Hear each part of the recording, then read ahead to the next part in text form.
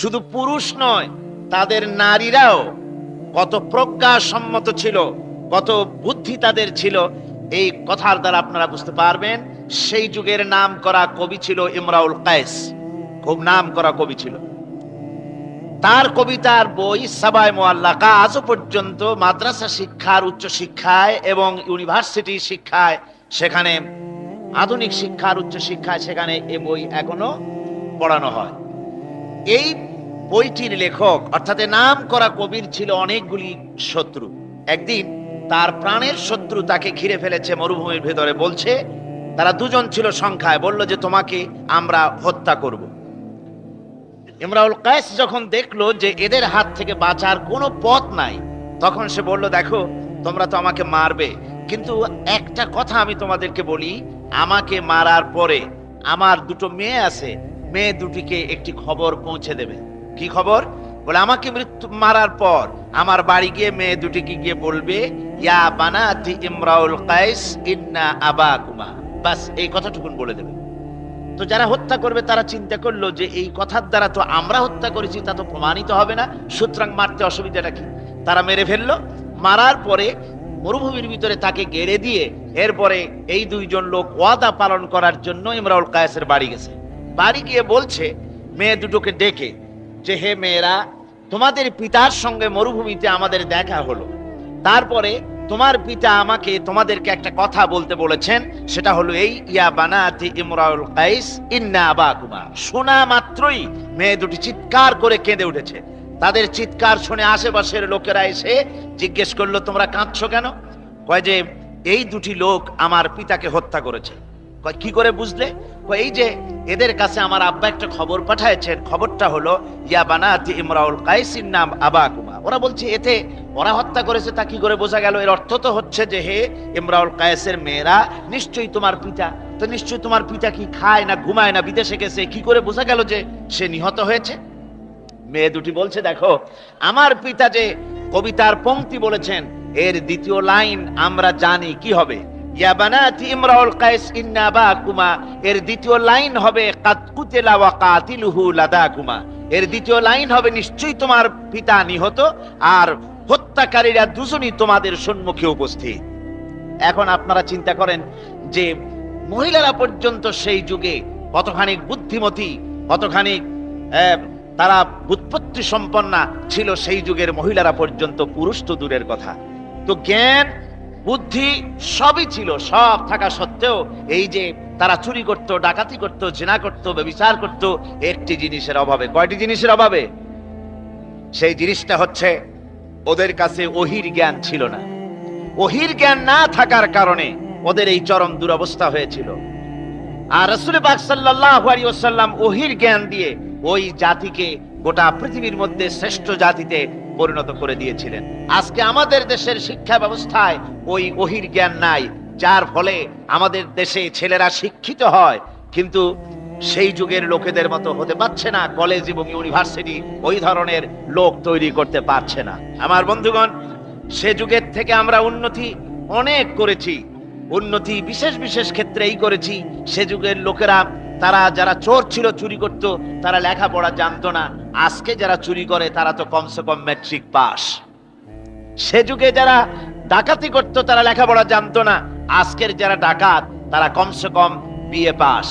আগের যুগে, সেই যুগে যারা নাকি মানুষ হত্যা করত তারা লেখাপড়া জানতো না, আর আজকে যারা মানুষ হত্যা করে তারা রীতিমতো শিক্ষা গ্রহণ করে কোথায় কেমনে আঘাত দিলে তাড়াতাড়ি মরে এটা জেনে শুনে ট্রেনিং নিয়ে তারপরে মানুষকে হত্যা করে। অগ্রগতি উন্নতি এতটুকু হয়েছে, কিন্তু মৌলিক মানবীয় গুণাবলী সৃষ্টি করার জন্য কোরআনের অবদানের কোনো বিকল্প নাই। জোরে কোন সুবহানাল্লাহ। মুহতারাম সাহেবে সাদর, হাজারাত উলামায়ে কেরাম, সম্মানিত সুধী মণ্ডলী, উপস্থিত বাংলাদেশের বিভিন্ন জেলা থেকে আগত, প্রতিবেশী দেশ থেকে আগত ভাই ও বোনেরা, আসসালামু আলাইকুম ওয়া রাহমাতুল্লাহি ওয়া বারাকাতুহু।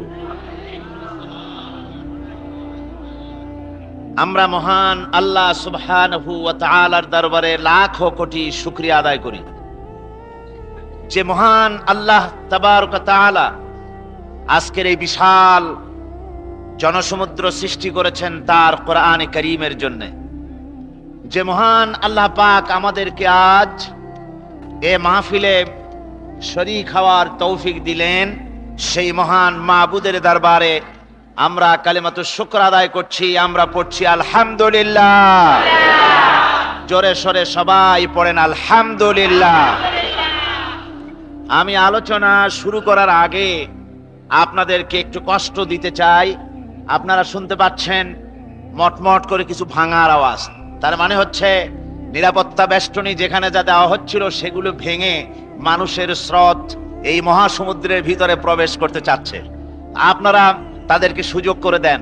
কোরআনে কারীম আল্লাহ পাক বলেছেন, যদি অন্য ভাইদের জন্য তুমি যদি জায়গা করে দাও, তোমার জায়গা আল্লাহ জান্নাতের ভিতরে প্রশস্ত করে দিবেন।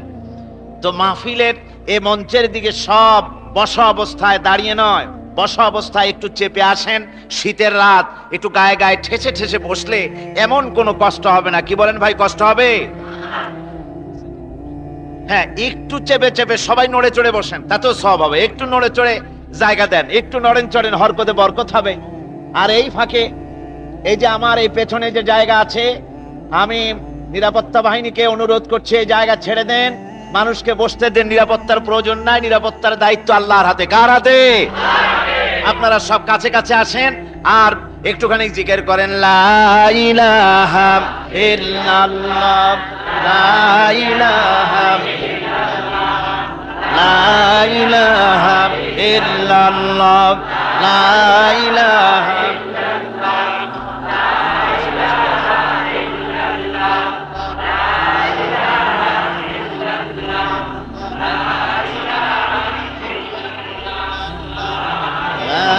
ইলাহা ইল্লাল্লাহ, লা ইলাহা ইল্লাল্লাহ, লা ইলাহা ইল্লাল্লাহ, মুহাম্মাদুর রাসূলুল্লাহ। বন্ধুগণ, বিগত 5 দিন ধরে, বিগত 4 দিন এবং আজকে 5ম দিন কোরআনে কারীমের তাফসীর শোনার তৌফিক আল্লাহ রাব্বুল আলামিন আমাদেরকে দান করেছেন। সুন্দর আবহাওয়া সৃষ্টি করেছেন এবং হাজারো বাধা বিপত্তি, ছোটখাটো ষড়যন্ত্র, সব রকমের সবকিছুকে উপেক্ষা করে কোরআনে কারীমের মাহফিলকে আল্লাহ পাক যে কামিয়াব করেছেন, এজন্য কামিয়াবির দ্বার প্রান্তে নিয়ে এসেছেন। এজন্য আমরা ওই মহান আল্লাহ জাল্লা জালালুহু তার দরবারে আমরা শুকরিয়া আদায় করছি। অত্যন্ত মহব্বতের সাথে আমরা সবাই পড়ছি আলহামদুলিল্লাহ। বন্ধুগণ, আমি আলোচনায় বলেছিলাম সেই প্রথম দিনেও যে কোরআনে কারীম দিয়েই আল্লাহ পাকের হাবিব সেই বর্বর যুগে কুসংস্কারাচ্ছন্ন যুগের লোকগুলিকে সুসভ্য জাতিতে পরিণত করে দিয়েছিলেন। কি দিয়ে করেছিলেন? কোরআন দিয়ে। জোরে বলেন, কি দিয়ে করেছিলেন? সে যুগের মানুষগুলি কিন্তু বেকুব ছিল না যত বেকুব আমরা মনে করি। যত বেকুব আমরা মনে করি তত বেকুব তারা ছিল না, অত নির্বুদ্ধি তারা ছিল না। তাদেরও জ্ঞান ছিল, বুদ্ধি ছিল, সব ছিল। তাদের জ্ঞান বুদ্ধি কত ছিল, কতখানি ছিল, এ কথার দ্বারা আপনারা বুঝবেন যে রাস্তা দিয়ে মানুষ হেঁটে গিয়েছে, পরে ওই রাস্তায় লোক এসে বালুকণার ভেতরে মানুষের পদচিহ্ন দেখে বলে দিতে পারত এই লোকটি কোন কবিলার লোক, কোন গোত্রের লোক, তাও তারা বলতে পারত। উট এবং ঘোড়ার পায়ের চিহ্ন দেখে ওরা বলতে পারত এটা পুরুষ জাতীয় ঘোড়া বা উট না স্ত্রী জাতীয় উট বা ঘোড়া, পায়ের চিহ্ন দেখে বলতে পারত। এগুলি কি বেকুবের লক্ষণ না বুদ্ধিমানের লক্ষণ? মুজিজা কি জিনিস? মুজিজা হচ্ছে যে যুগে যে জিনিসের প্রভাব থাকে সেই জিনিসকে দুর্বল করে দেওয়ার মতো শক্তি আল্লাহ নবীদেরকে দান করেন। যেমন মুসা আলাইহিস সালামের জামানায় জাদুর প্রভাব ছিল।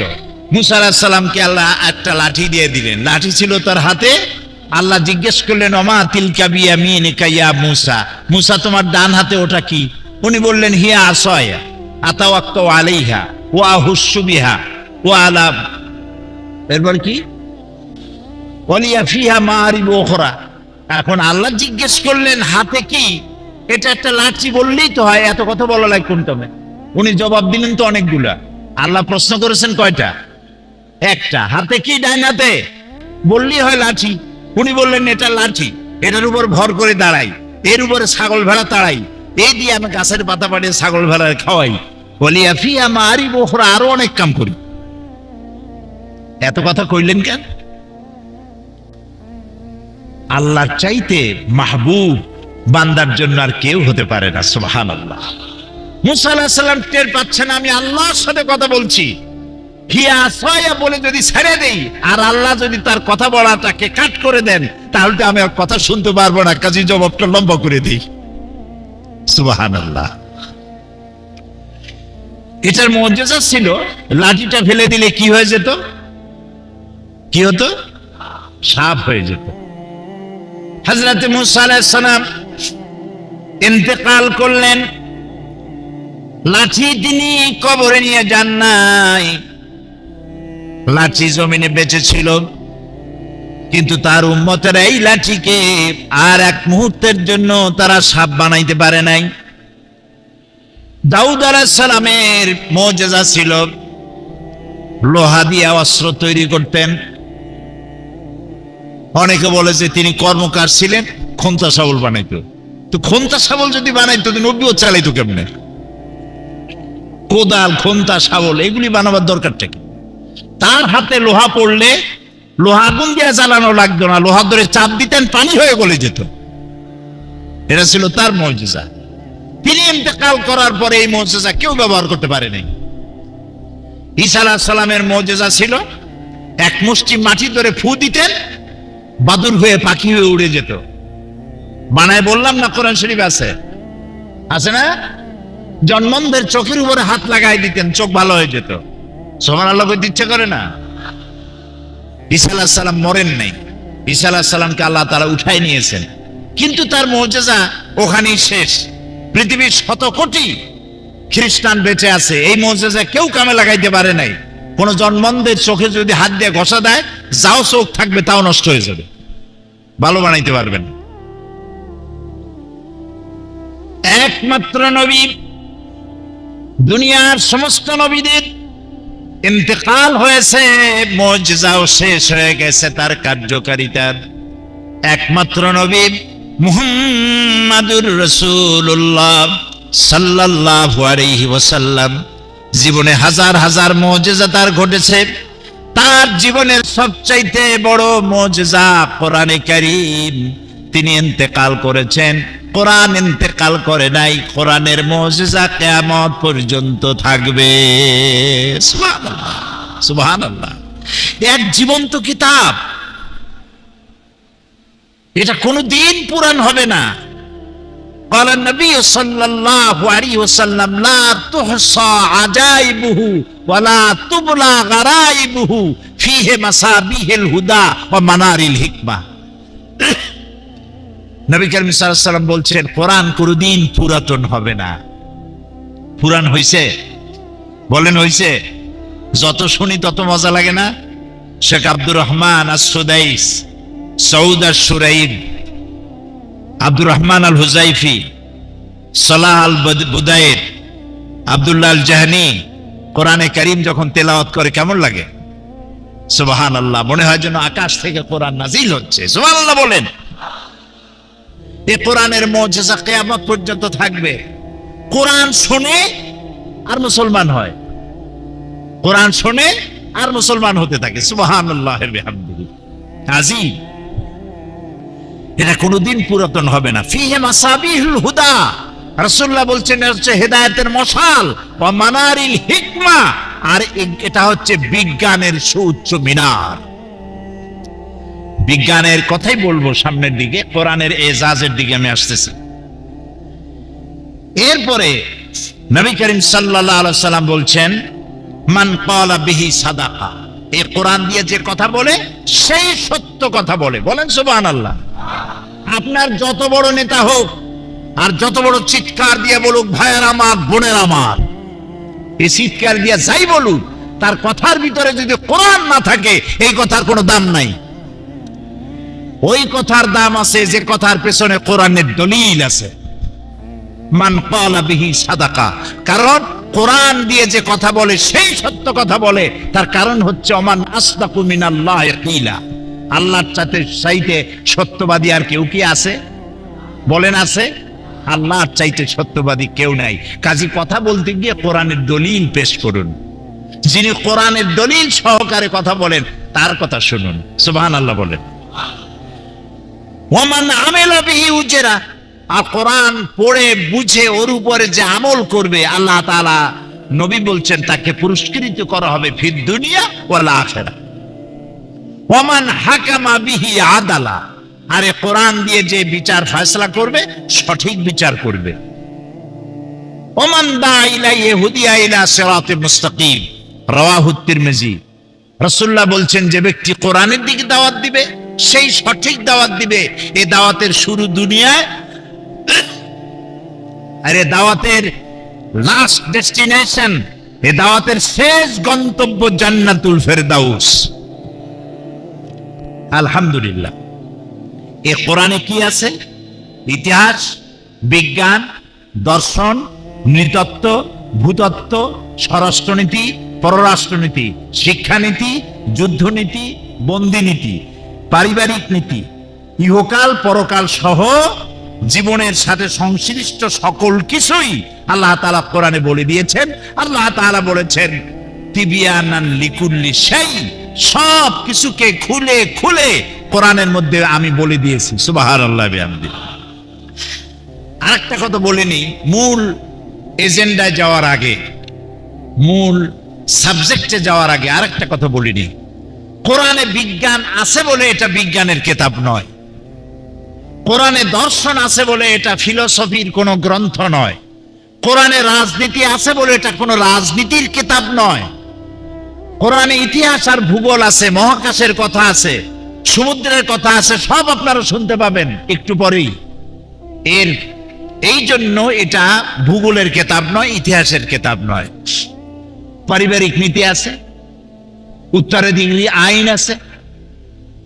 তবে এটা কি? আপনি প্রশ্ন করবেন তবে এটা কি? আমি বলবো এটা হচ্ছে মানুষের জীবন পরিচালনা করার জন্য যত নীতি প্রয়োজন, সমস্ত নীতিমালার মূল নীতি যে কিতাবে লিপিবদ্ধ হয়েছে সেই কিতাবের নাম সুবহানাল্লাহ। আশা করি বুঝে ফেলেছেন।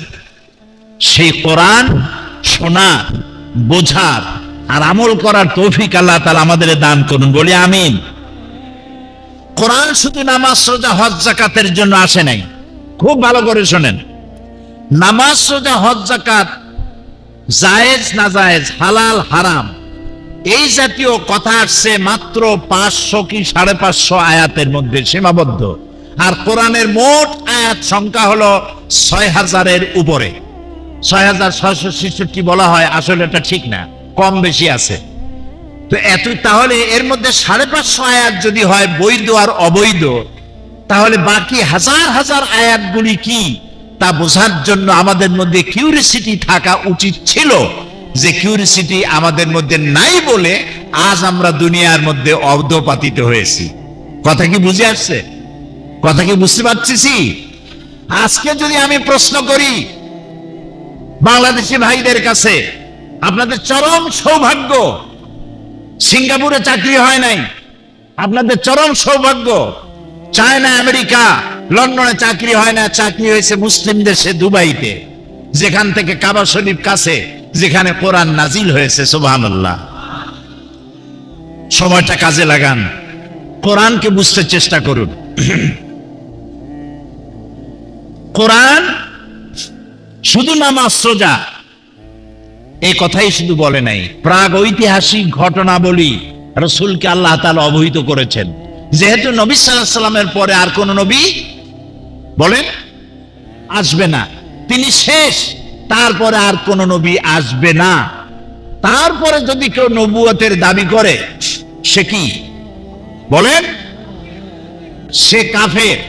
তার অনুসারী যারা হবে তারাও এমন কি মুহাম্মদ সাল্লাল্লাহু আলাইহি ওয়াসাল্লামের পরে কেউ যদি নবুয়তের দাবি করে আর তার কাছে যদি কেউ নবুয়তের দলিল চায় যে তুমি যে নবী, তার প্রমাণ কি, এই দলিল যে চাবে সেও কাফের।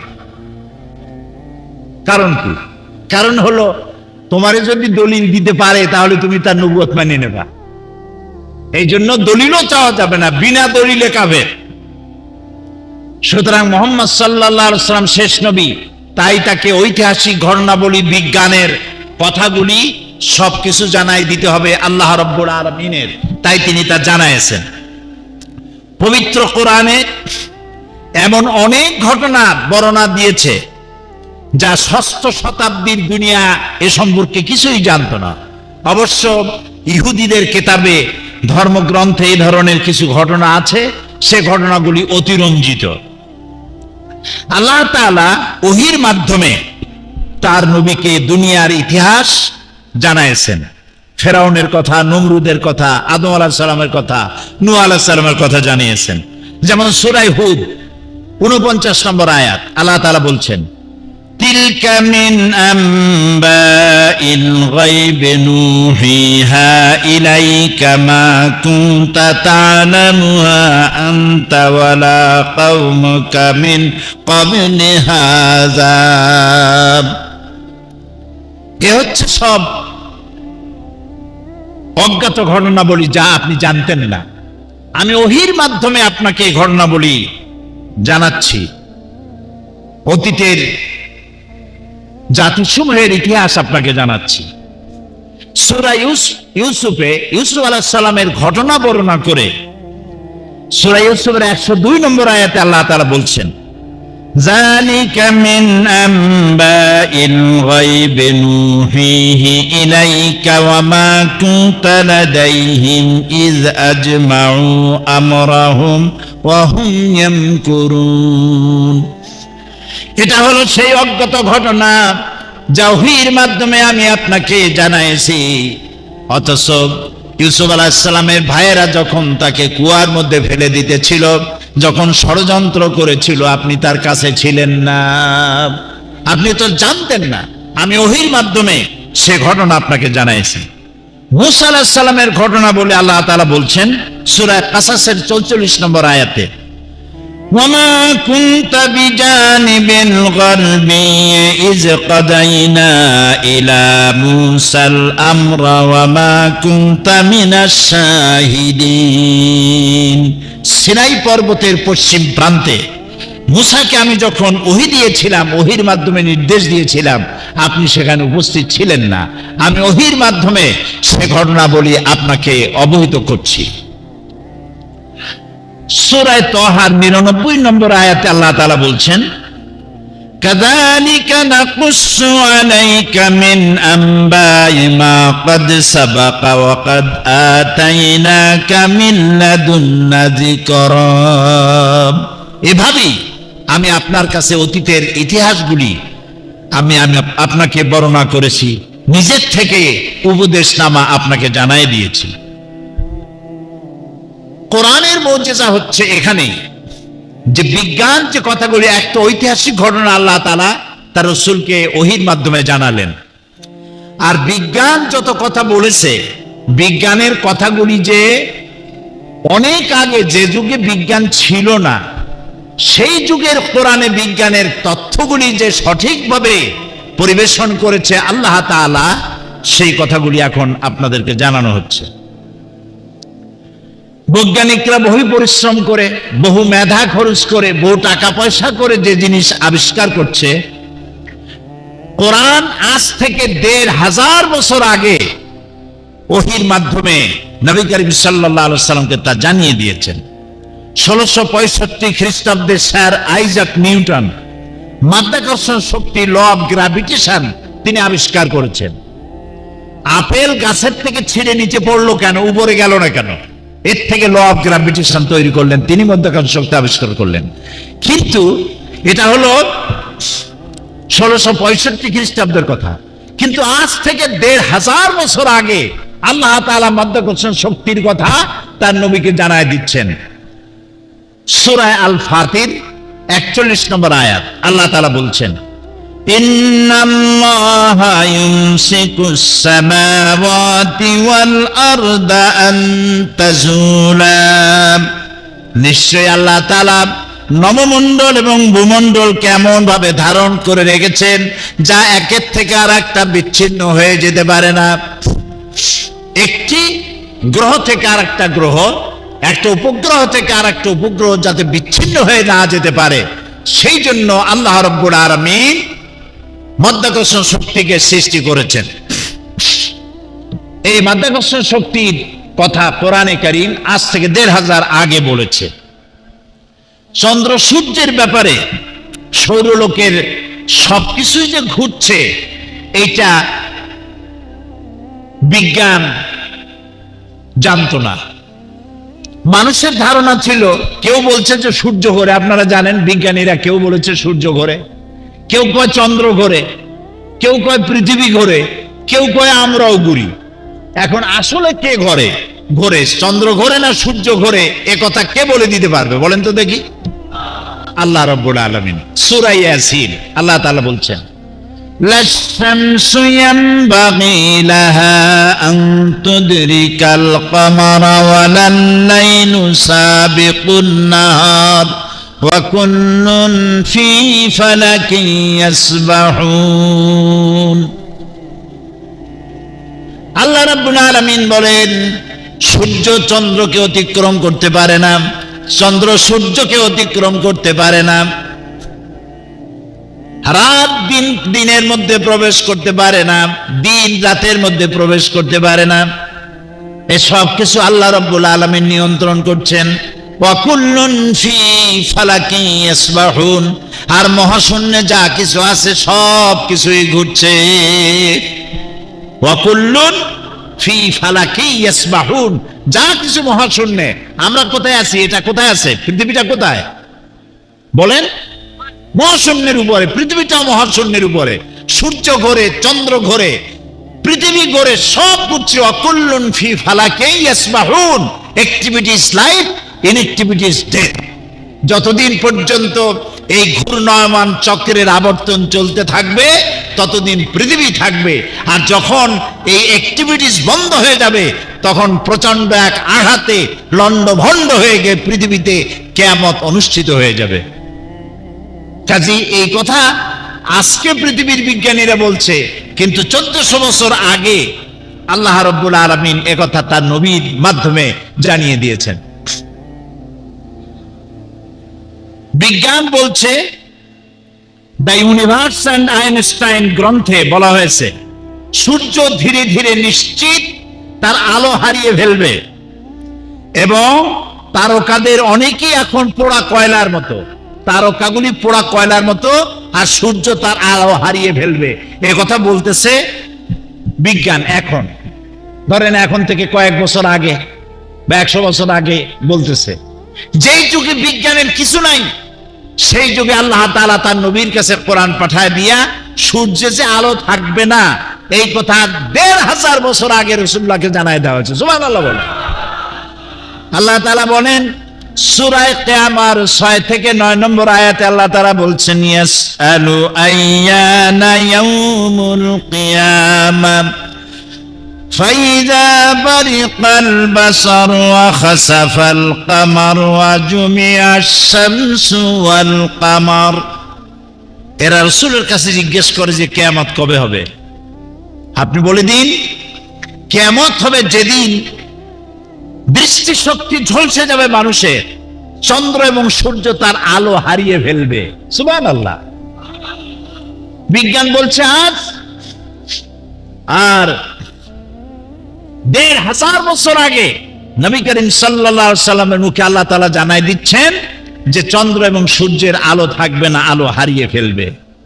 সূরা তাকবীরের ১ থেকে ৩ নম্বর আয়াতে আল্লাহ বলছেন, ইযা শামসু কুওয়ারাত ওয়া ইযান নুজুম কাদারাত ওয়া ইযাল জিবালু সুজ্জিরাত। যেদিন সূর্যে কোনো আলো থাকবে না, নক্ষত্রগুলি স্থানচ্যুত হবে আর পাহাড়গুলো সরে যাবে, পাহাড়গুলো তার জায়গায় থাকবে না। চন্দ্র আলো হারিয়ে ফেলবে, সূর্যে আলো থাকবে না, তারকাগুলি বিক্ষিপ্ত হয়ে যাবে।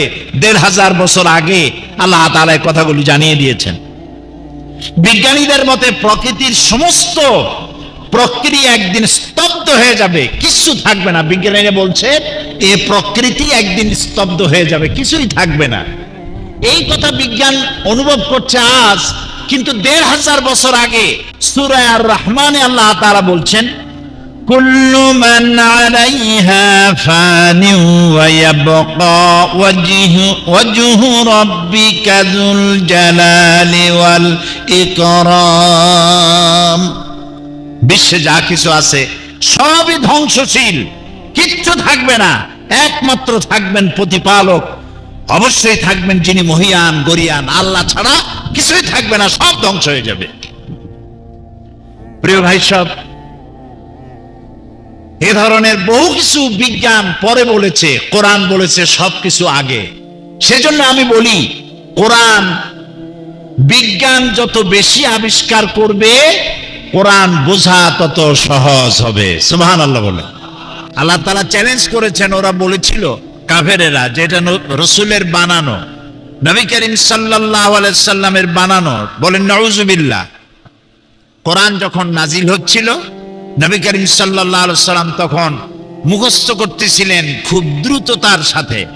আল্লাহ তাআলা বললেন, লা তুহাররিক বিহি লিসানাকা লিতাজালা বিহি।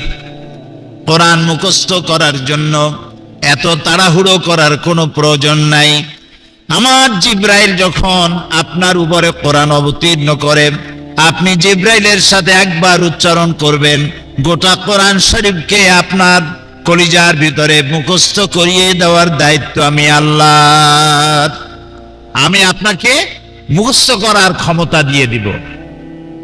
এই কোরআন নাজিল হলো, নবী করিম সাল্লাল্লাহু আলাইহি সাল্লাম হেরা পাহাড় থেকে নেমে এলেন।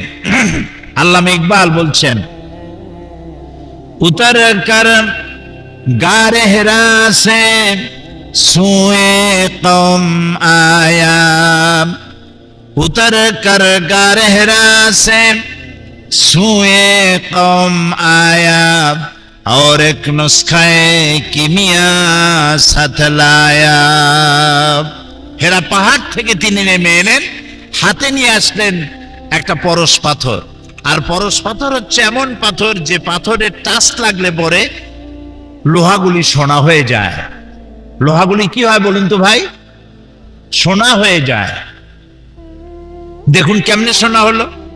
হযরত আবু বকর রাদিয়াল্লাহু তাআলা আনহু সোনা হয়ে গেলেন।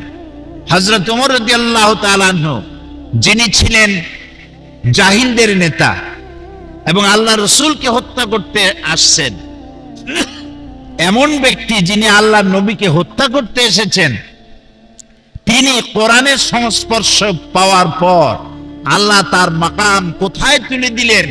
রাসূলুল্লাহ বললেন, লা নবিয়্যা বাদি ওয়ালা রাসূলা, আমার পরে নবীও আসবে না, রাসূলও আসবে না, তবে কেউ যদি নবী আসতো লাকানা ওমর, ওমর নবী হয়ে যেতেন। সুবহানাল্লাহ। তো কোরআন মানুষের জীবন কিভাবে পরিবর্তন করে দেয়। আর এই কোরআন মানব রচিত নয়, আল্লাহর তৈরি করা। আল্লাহ তাআলা কোরআন শরীফে বলেছেন, যদি তোমরা পারো, যদি মনে করো যে রাসূলের তৈরি করা, তাহলে কোরআনের মতো করে একখান কোরআন বানাও। কেউ বানাইতে পারলো না, এই চ্যালেঞ্জের মোকাবেলা কেউ করতে পারলো না। আল্লাহ পরীক্ষা সহজ করে দিলেন, বললেন 10টা সূরা বানাও, তাও কেউ বানাইতে পারলো না। এরপরে আল্লাহ তাআলা একেবারে সহজ করে দিলেন, বললেন, ইন কুনতুম ফি রাইবিম মিম্মা নাযালনা আলা আবদিনা ফাআতু বিসূরাতিন মিন মিসলিহি وادعوا شهداءكم من دون الله إن كنتم صادقين। যদি সন্দেহ করো যেটা আমার বান্দার বানানো, তাহলে কোরআনের মতো করে একটা সূরা বানায় আনো। তো ছোট্ট সূরা, কোরআনে যত সূরা আছে তার মধ্যে ছোট্ট যে সূরা আছে সেরকম একটি সূরা বানায় নিয়ে আসো। আজ পর্যন্ত কোরআনের মতো করে একটি ছোট্ট সূরাও পৃথিবীর কোন মানুষ বানাতে পেরেছে? আপনারা জবাব দিতে পারলেন না তো। ভবিষ্যতে পারবে? পৃথিবীর কেউ আজ পর্যন্ত কোরআনের মোকাবেলা করতে পারে নাই, পারবেও না। এই কোরআনকে আল্লাহ সংরক্ষণ করেছেন। আল্লাহ যত কিতাব পাঠিয়েছেন তা 104 খানা, 100 খানা কিতাব 100 খানা সাহিফা, 4 খানা কিতাব, এর কোন একটিরও দায়িত্ব আল্লাহ নেন নাই যে আমি এটাকে হেফাজত করব। তিনি একখানি কিতাবের দায়িত্ব নিয়েছেন হেফাজতের। আপনারা নাম বলুন তো, সেটার নাম কি? আল্লাহ রাব্বুল আলামিন বলেন, ইন্না নাহনু নাযালনা যিকরা ওয়া ইন্না লাহু লাহাফিজুন। আল্লাহ রাব্বুল আলামিন বলেন, কোরআন নাজিল করেছি আমি, আর এর সংরক্ষণের দায়িত্ব আমি আল্লাহ রাব্বুল আলামিন গ্রহণ করেছি। সুবহানাল্লাহ, মজা করে বলতে পারলেন না? কোরআনে কারীমকে হেফাজতের দায়িত্ব কে নিয়েছেন? তাই তো কোরআনে কারীমের ভুল হওয়ার কোনো সম্ভাবনা নাই। এটাকে আল্লাহ তাআলা বলেছেন আমি হেফাজত করব। তো কেমনে হেফাজত করবেন সেটা তিনি ভালো জানেন। আমরা যেটা দেখতে পাচ্ছি হেফাজতের দায়িত্ব কিভাবে নিলেন, আমরা যেটা দেখতে পাচ্ছি সাদা চোখে, সেটা হলো পৃথিবীর কোন ধর্মগ্রন্থের হাফেজ পৃথিবীতে নাই। ইনজিল কাদের কিতাব? বাইবেল কাদের কিতাব? খ্রিস্টানদের। শত শত কোটি খ্রিস্টান পৃথিবীতে আছে, আছে না?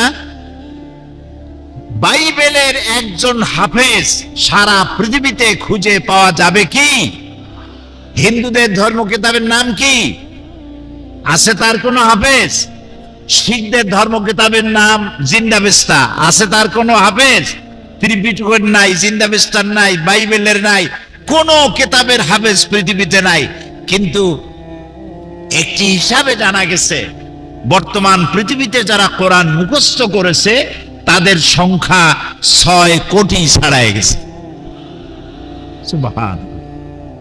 ছোট্ট ছোট্ট বাচ্চা, 7 বছর, 6.5 বছর বয়স, কোরআন কারীম মুখস্থ করে ফেলেছে। মনে হচ্ছে যেন আটলান্টিক মহাসাগরকে আল্লাহ রাব্বুল আলামিন একটা ঝিনুকের মধ্যে ঢুকাই দিয়েছেন। সুবহানাল্লাহ। কোরআনে কারীমকে আল্লাহ তাআলা মুখস্থ করার ব্যবস্থা না করলে বহুত গলত হওয়ার সম্ভাবনা ছিল। আমাদের বন্ধুদের তো অভাব নাই, আছে না বন্ধু? বন্ধু সামনে জিজ্ঞাসাবোধক চিহ্ন, আছে না এরকম বন্ধু? তো এরা তাদের দেশে, আমি দেশের নাম নিলাম না, তারা তাদের দেশে কোরআন সাজাইতো একরকম, বাংলাদেশে একরকম, সৌদি আরবে আর এক রকম, রাশিয়া আর এক রকম। কোরআনের পাত্তা থাকতো? এখন ভুল করার কোন উপায় আছে? কোন মসজিদের ইমাম যদি সূরা নসর পড়তে গিয়া বলে ইজা যা বসরুল্লাহি ওয়াল ফাতহু, কেমন অবস্থা হবে বলেন? পিছন থেকে লোকেরা লোকমা দিবে। লোকমা যদি না মানে, প্রত্যেকদিন যদি নসরুল্লাহরে বসরুল্লাহ পড়ে, এমন ইমাম না পিটাইয়া নাস্তা করা যাবে? ইমাম ভুলটা করছে কি কন্ত? ইমাম কি ভুল করেছে? উপরের নক্তাটা নিচে নামাই দিছে। নাসরুল্লাহরে কি করছে? বসরুল্লাহ। চিন্তা করুন, হাসাবার জন্য বলি নাই। কোরআনের সূরা নয়, পারা নয়, আয়াত নয়, জের নয়, জবর নয়, একটা নক্তা ভুল করার এখতিয়ার সারা পৃথিবীর নাই। এর নাম কোরআন। ওয়া ইন্না লাহু লাহাফিজুন। কোরআনে কারীমকে আমি হেফাজত করব, এটার দায়িত্ব আমি নিয়েছি, আল্লাহ তাআলা বলছেন। সুতরাং কোরআন আল্লাহ এটাকে হেফাজত করবেন, এবং এটা বোঝা আল্লাহ সহজ করে দিয়েছেন। আমরা মনে করি কঠিন। আরে ভাই, মোটেও কঠিন না। আপনারা আরবি তো শিখে ফেলেছেন। এখানে একজন অফিসে গিয়ে অফিসারকে বলছে আনতা তো মুদির। সৌদি আরবে একজনে, আমাদের বাংলাদেশের অল্প সময় আরবি শিখে ফেলে, সৌদি আরবে গিয়ে চায়ের কাপ কিনছে, কিন্তু চায়ের কাপের তলায় যে পিরিচ থাকে ওটারে কি কয় তা তো জানে না। সেই জন্য দোকানদারকে বলছে চায়ের কাপটা হাতে নিয়ে এই কাপের তলের তাফি। তো আপনি ভাঙ্গে ছুরিয়া অপারেশন করে আরবি তো কিছু শিখছেন।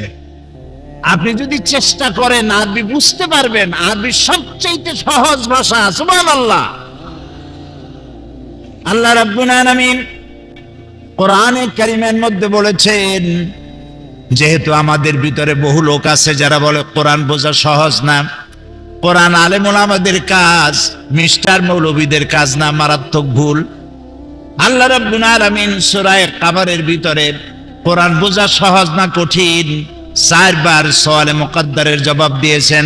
আল্লাহ পাক বলেন ওয়ালাকাদ ইয়াসসারনাল কুরআনা লিযিকর ফাহাল মিন মুদ্দাকির।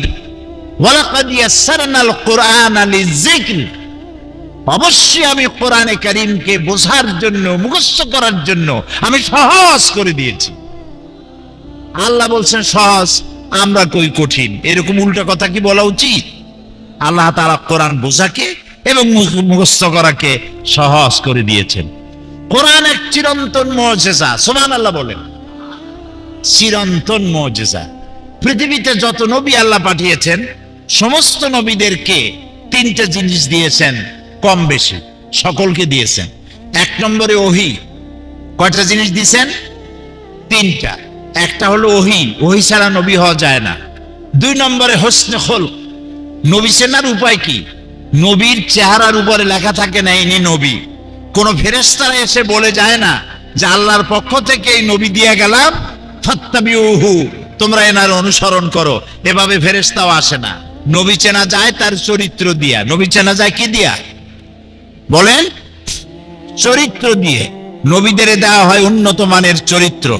আর 3 নম্বরে নবীদেরকে দেওয়া হয় মুজিজা। কি দেওয়া হয়? মুজিজা। নমরুদ বলল, আমি হচ্ছি তোমাদের ইলাহ, মান আশাদ্দু মিন্না কুওয়া, আমার চাইতে শক্তিশালী আর কে আছে? আমি তো বড় শক্তিশালী। আনা রাব্বুকুমুল আ'লা, আমি তোমাদের বড় প্রভু। আবার কে বলতেছে লা ইলাহা ইল্লাল্লাহ, এগুলি কোনো ব্যাপার না। এই বলে ইব্রাহিম আলাইহিস সালামকে মারার চেষ্টা করেছিল। আল্লাহ পাক হযরত ইব্রাহিমকে টিকায় রাখলেন, আর নমরুদ রে জুতা মারিয়া দুনিয়া থেকে বিদায় করে দিলেন। ঠিক কি না কন? ফেরাউন রে মারলেন কি করিয়া? চুবাইয়া। আর নমরুদ গেল জুতা খাইয়া, শেষ হয়ে গেল। এভাবে করে দুনিয়ায় নমরুদ আর ফেরাউন আসে, ইসলামের সঙ্গে বিরোধিতা করে। ওদিকে আবু জাহেল, আবু লাহাব, উতবা, সাইবা, মুগীরা, তারাও চেষ্টা করেছিল নবীজিকে দুনিয়া থেকে বিদায় করে দেবে, তার কথাকে দুনিয়ার মানুষকে শুনতে দেবে না। সমস্ত নবীদেরকে বাধা দিয়েছে, নবীজিকেও বাধা দিয়েছে। ওই বাধার মোকাবেলা করতে গিয়ে হযরতে আবু বকর, হযরতে ওমর, ওসমান, আলী রিদওয়ানুল্লাহি তাআলা আলাইহিম আজমাইন সবাই মার খেয়েছেন, কষ্ট করেছেন, মুসিবত উঠাইছেন। এত কষ্ট মুসিবত পয়গম্বরদের উপরে হয়েছে, স্বয়ং আল্লাহ নবী মার খেয়েছেন, নবীজির দান মোবারক শহীদ হয়েছে, রাসূলুল্লাহর কপালের ভিতরে লোহার কড়া প্রবিষ্ট হয়েছে, আল্লাহ নবীর গলায় চাদর দিয়ে কাফেররা জমিনের উপরে আছাড় মেরে ফেলে দিয়েছে। এত কষ্ট মুসিবত নবীদের উপরে তারা দিয়েছে, তার একটি মাত্র কারণ ছিল, আল্লাহ নবী বলেছেন লা ইলাহা ইল্লাল্লাহু মুহাম্মাদুর রাসূলুল্লাহ। আল্লাহর দেওয়া বিধানকে জমিনে প্রতিষ্ঠা করার এটাই ছিল তাদের অপরাধ। এই জন্যই তারা মেরেছে নবীদেরকে। রাষ্ট্রশক্তি চিরকাল বাধা দিয়েছে, সব সময় রাষ্ট্রশক্তি ইসলামকে বাধা দেয়। হুজুরের যুগে দিয়েছে, আগেও দিয়েছে, হুজুরের পরেও দিয়েছে, এখনো যুগে যুগে ইসলামকে ঠেকাবার জন্য বাধা দেয়। সবচাইতে বড় বাধা দেয় কারা? রাষ্ট্রশক্তি। রাষ্ট্রশক্তি বাধা দেয়, বলে ইসলামের কথা উঠলেই বলে এগুলি হচ্ছে মৌলবাদ, এগুলি হচ্ছে মৌলবাদ। সরকারি প্রচার যন্ত্রের মাধ্যমে ইসলামকে মৌলবাদ বলে গালি দেওয়া হয়, সাম্প্রদায়িক বলে গালি দেওয়া হয়। মনে রাখতে হবে, ইসলামকে সাম্প্রদায়িক বলে গালি দেওয়া কুফরি। ইসলামকে সাম্প্রদায়িক বলে গালি দেওয়া কি? জোরে বলেন কি? ইসলাম সাম্প্রদায়িক নয়, মুসলমানেরা সাম্প্রদায়িক নয়। ইসলাম হচ্ছে সার্বজনীন। ইসলাম কি? সার্বজনীন। ইসলাম সাম্প্রদায়িক নয়। ইসলাম যত আইন করেছে সমস্ত আইন সার্বজনীন আইন। যেমন সুদ, মনে রাখুন, সুদ যদি কোন দেশ আল্লাহর কোরআন অনুযায়ী হারাম ঘোষিত হয়, আল্লাহ তো হারাম করে দিয়েছে, দেশে যদি সুদ মুক্ত ব্যাংকিং চালু হয়, তাহলে উপকৃত হবে শুধু মুসলমান না সব জাতের মানুষ? সব জাতের মানুষ। সুদ দিয়ে মানুষ শোষিত হয়। মদ যদি বন্ধ হয়ে যায়, রাষ্ট্রশক্তি যদি কোরআনের আইন অনুযায়ী, আল্লাহ বলেছেন মদ হারাম, মদ যদি নিষিদ্ধ ঘোষিত হয়, উপকার পাবে কি শুধু মুসলমানে না সবাই উপকার পাবে? জেনা যদি বন্ধ হয়ে যায়, সরকার কর্তৃক জেনা যদি বন্ধ করে দেওয়া হয়, তাহলে উপকার কি মুসলমানদের না সারা পৃথিবীর সমস্ত মানুষের? পর্দা করা ফরজ, এই পর্দার প্রথা যদি চালু হয়, তাহলে নারীর ইজ্জত রক্ষা হবে শুধু মুসলমানদের না সারা পৃথিবীর সমস্ত নারীর? দেখুন, ইসলামের মদ বলেন, সুদ বলেন, ঘুষ বলেন, জেনা বলেন, জুয়া বলেন, যত রকমের আইন ইসলাম করেছে, চোরের হাত কাটা আইন হোক, আর আপনার হত্যাকারীকে কতল করাই হোক, কিসাস হোক, যত রকমের আইন করেছে, সমস্ত আইন দ্বারা উপকৃত হবে সারা পৃথিবীর সমস্ত মানুষ। এই জন্য ইসলাম সাম্প্রদায়িক নয়, মুসলমানেরও সাম্প্রদায়িক নয়। ইসলাম হচ্ছে সার্বজনীন, ইসলাম হচ্ছে বিশ্বজনীন। আজকে রাষ্ট্রশক্তি পয়লা নম্বরেই বাধা দেয় তাদের ক্ষমতাকে টিকিয়ে রাখার জন্য, ক্ষমতাকে কুক্ষিগত করার জন্য হারাম ভাবে, অবৈধভাবে সরকারের জনগণের মালকে, সম্পদকে ভক্ষণ করার জন্য নিজেদের মনের চাহিদা, নিজেদের নাফস এবং প্রবৃত্তি অনুযায়ী চলার জন্য তারা এই নিজেদের ক্ষমতাকে টিকিয়ে রাখার জন্য ইসলামকে চিরকাল তারা বাধা দিয়ে এসছে। এই যে আপনি দেখেন বর্তমানে এই যে রজব মাস, এটা সাবান শুরু হয়েছে বোধহয়, রজব মাস চলে গেল, রজব মাস আসলে পরে খাজা বাবার মহব্বতের লোকের আর অভাব থাকে না। এমনি নামাজ পড়ে না, কিন্তু রজব মাস আসলে পরে তখন ড্যাগ নিয়ে ড্যাগের উপরে লাল কাপড় চড়াই দিয়া, শালু কাপড় চড়াই দিয়া, তারপরে টাকা পয়সা রোজগার করার জন্য দারুণ ভাবে চেষ্টা করে। খাজার এত মহব্বত, নামাজ পড়ে না একক তো, বুঝলেন, নামাজ পড়ে না, খাজার দারুণ মহব্বত করে। আসলে তো খাজার মহব্বত না, আসল ব্যাপারটা হচ্ছে ইয়া খাজা কুস্তু আজা পেট তো ভর যা, নিজের পেট ভরার জন্য, নিজের টাকা পয়সা লুটতরাজ করার জন্য এইভাবে করে তারা খাজার মহব্বত হিসেবে নিজেকে পেশ করে। এইভাবে কেউ মাজার দিয়া, কেউ ওরস দিয়ে, কেউ এই ধরনের নানান রকমের বিদআতপূর্ণ কাজ করে করে জনগণের কাছ থেকে টাকা পয়সা বাতিল পন্থায় ভক্ষণ করে। আল্লাহ পাক বলছেন, শুধু বাতিল পন্থায় জনগণের মালকে ভক্ষণ করে যদি বসে থাকতো তাও একটা হতো, তাও না। ওয়া সুদ্দুনা আন সাবিলিল্লাহ, বাতিল পন্থায় জনগণের মাল ভক্ষণ করে, এটা হলো এক। দুই নম্বরে, সব সময় তারা ইসলামী আন্দোলনকে বাধা দেয়। ইসলামের পথে, আল্লাহর পথে সব সময় ফতোয়া দিয়ে, ফতোয়াবাজি করে তারা ইসলামের আন্দোলনের পথে লোকেরা যেন যাইতে না পারে, ইসলামী আন্দোলনে শরীক হতে না পারে, সেজন্য আপ্রাণ প্রচেষ্টা করতে থাকে এই শ্রেণীর লোকেরা। এই তিন শ্রেণীর লোক ইসলামকে চিরকাল বাধা দিয়ে এসেছে। তাই আমি আজকে আপনাদের সামনে এই কথাই বলতে চাই যে আল্লাহ রাব্বুল আলামিন কোরআনে কারীমের এই সূরাটির এই আয়াতগুলির মধ্যে পরিষ্কার করে আমাদের সামনে বলে দিলেন যে মুনাফিকি বর্জন করতে হবে। এক নম্বরে কি? মুনাফিকি বর্জন করতে হবে। মুনাফিকি মারাত্মক রোগ, সেই রোগগুলি সম্পর্কে আমি আপনাদের সামনে আলোচনা করেছি। দুই নম্বরে বলা হয়েছে আল্লাহ ঘৃণিত, সর্বাধিক ঘৃণিত ব্যক্তি আল্লাহর কাছে মুনাফিকরা। সর্বাধিক ঘৃণিত কারা? মুনাফিকরা। আর সবচাইতে আল্লাহ ভালোবাসেন কাদেরকে? যারা নাকি কাতারবদ্ধভাবে আল্লাহর রাস্তায় লড়াই করে আল্লাহর দ্বীন প্রতিষ্ঠার জন্য, তারা হলো আল্লাহর সবচাইতে বেশি প্রিয়। আর তিন নম্বরে আজকের আলোচনায় আসলো যে নবীদেরকে যেভাবে জ্বালা যন্ত্রণা দিয়েছে কাফের বেঈমানেরা, ওই জ্বালা যন্ত্রণার সিলসিলা চলতেছে, চলবে। তবে মনে রেখো, বনি ইসরাঈলেরা যেভাবে মুসা আলাইহিস সালাম, ঈসা আলাইহিস সালামকে বাধা দিয়ে যেভাবে বিপদগ্রস্ত হয়েছে, তোমরা মুসলমানেরা যদি নবীদেরকে এভাবে নির্যাতন করো, তোমাদেরকেও নির্যাতিত হতে হবে। আল্লাহর গজব তোমাদের উপরেও আসবে। দুই নম্বরে বাধা দিয়েছে যারা, সেটা হচ্ছে কি? বিত্তশালী ধনী ব্যক্তিরা, বিত্তশালী ধনাঢ্য ব্যক্তিরা। ওরাই ইসলামের চিরকাল ইসলামের বাধা দিয়ে আসছে, এখনো দিচ্ছে, ভবিষ্যতে দেবে। তবে সব না। ধনী হযরত ওসমান রাদিয়াল্লাহু তাআলা আনহু ধনী ছিলেন, ওই রকম ধনী ব্যক্তি এখনো আলহামদুলিল্লাহ কিছু কিছু আছে যারা হযরত ওসমান রাদিয়াল্লাহু তাআলা আনহুর মতো দুহাতে সম্পদ বিলায় দেয়, নাম কামাবার জন্য না, আল্লাহর রাস্তে দিয়ে দেয়। আছে না দুই একজন? আছে, সমাজে আছে। কিন্তু অধিকাংশ বিত্তশালী ব্যক্তিবর্গ তারা বাধা দেয় ইসলামকে। বাধা দেয় কেন? কারুন বাধা দিয়েছিল মুসা আলাইহিস সালামের জামানায়, হুজুরের জামানায় উমাইয়া বাধা দিয়েছিল। এভাবে করে প্রত্যেক যুগে বড় বড় ধনীরা তারা ইসলামকে বাধা দেয়। তাদের আল্লাহ তাদের টাকা দিয়েছে, পয়সা দিয়েছে, অবৈধভাবে তারা পয়সা নিজেরা উপার্জন করেছে। এই পয়সা দিয়ে তারা সাহায্য করে বাতিলকে, তাহলে ইসলামকে সাহায্য করে। শুধু মুসলমান না, সব জাতের মানুষ। বাতিলকে অমুক দলের নেতা আসবে, অমুক দলের অমুক আসবে। মদ যদি বন্ধ হয়ে যায়, রাষ্ট্রশক্তি যদি কোরআনের আইন অনুযায়ী, আল্লাহ বলেছেন মদ হারাম, 2 লাখ টাকা 5 লাখ টাকা অমুকের ইলেকশন তো দিয়ে দিল, সবাই উপকার পাবে, 20 লাখ কোটি গানেক টাকা দিয়ে গেল। জেনা যদি বন্ধ হয়ে যায়, কিন্তু সরকার কর্তৃক জেনা যদি কোরআনের মাহফিল হবে, তাহলে উপকার 500 টাকা বাইরেতে কলিজাটা ছটফট করতে থাকে।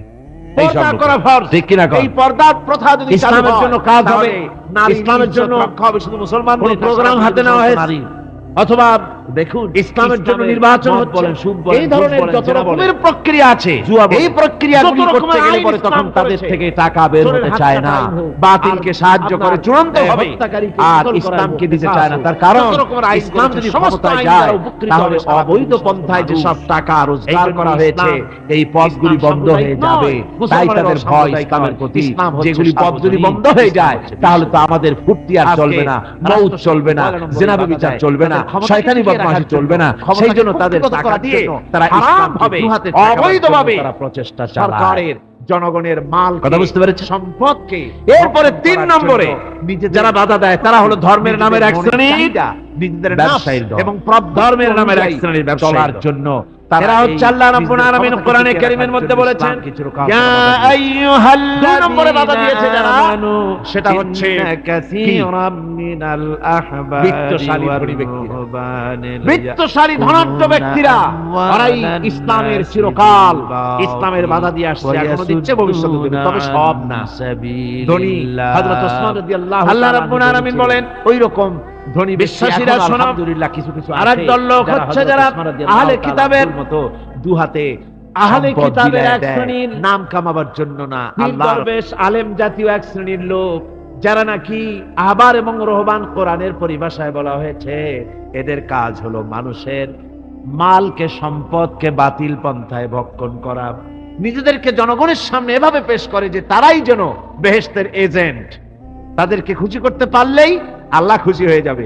এই জাতীয় একটা ভাব দ্বারা তারা মানুষের সামনে নিজেকে পেশ করে থাকে, আর ধর্মের বিভিন্ন অনুভূতি দিয়ে মানুষের কাছ থেকে টাকা পয়সা শোষণ করে নেওয়ার পথ চালু করে দেয়, সহজে ভেস্তে যাওয়ার পথ চালু করে দেয়। এ ধরনের অনেক বেদাত পূর্ণ কাজ তারা করে, আর বেদাত আর শিরকের মাধ্যমে ধর্মীয় অনুভূতি দিয়ে মানুষের কাছ থেকে টাকা পয়সা লুট করে নেওয়ার জন্য চেষ্টা করে।